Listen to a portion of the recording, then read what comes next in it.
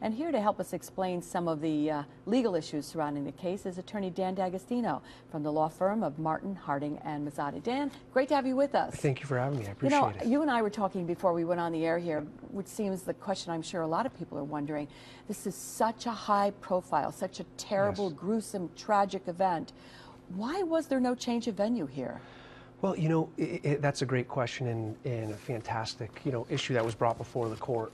In a case where there is high profile, it's high profile, the media is involved, the court is going to look and say, is there a possibility that he could get a fair trial in this venue?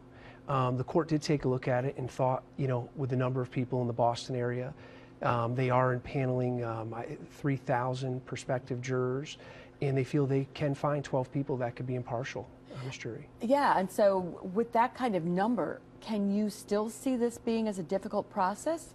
Well, I said to you before we went on today, this has hit the very psyche of the city of Boston. How does somebody not know about this in that city? Well, that's a great question. This has basically, been incredibly detrimental to Boston and the world at large. They're going to have a very difficult process in finding these jurors. What the defense is going to have a challenge with is finding people that are going to be opening to listening to what they have to say, in hopes that they find people that will take the facts as they're set forth. It'll probably take 2 to 3 weeks to get a complete jury, though. Huh. And there seems to be just so much evidence in this case, and I wondered, where does the defense, what is their strategy then? Do they look to the older brother who's not there to defend himself and say he was the mastermind, he was the one, to try and shift the blame?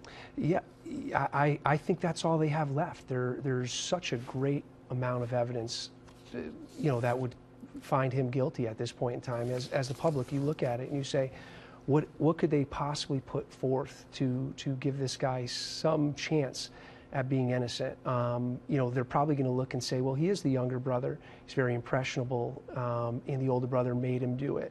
However, ultimately, I think it's very likely he'll be found guilty of all 30 charges being brought against him at the end of this case.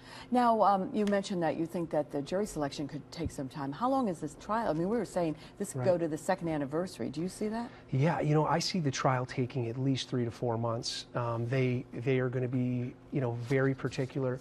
The prosecution has put a lot of time and effort into this. They have to prove, each and every count beyond a reasonable doubt. There's hundreds of witnesses. They want to make sure it's airtight so that there is no mistrial. The most interesting part of the case is probably going to be the penalty phase.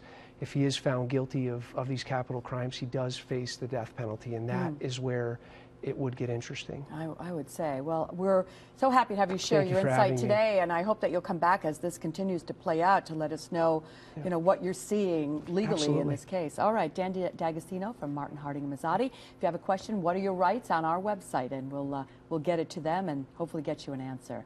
We'll get ready for even more frigid temperatures, and Craig, the wind chill going to hit us hard, huh? Yeah, you're going to have to be dressing warmly to be out and about in this kind of chill. We're going to show you the numbers and let you know how long it's going to stick around when we come back.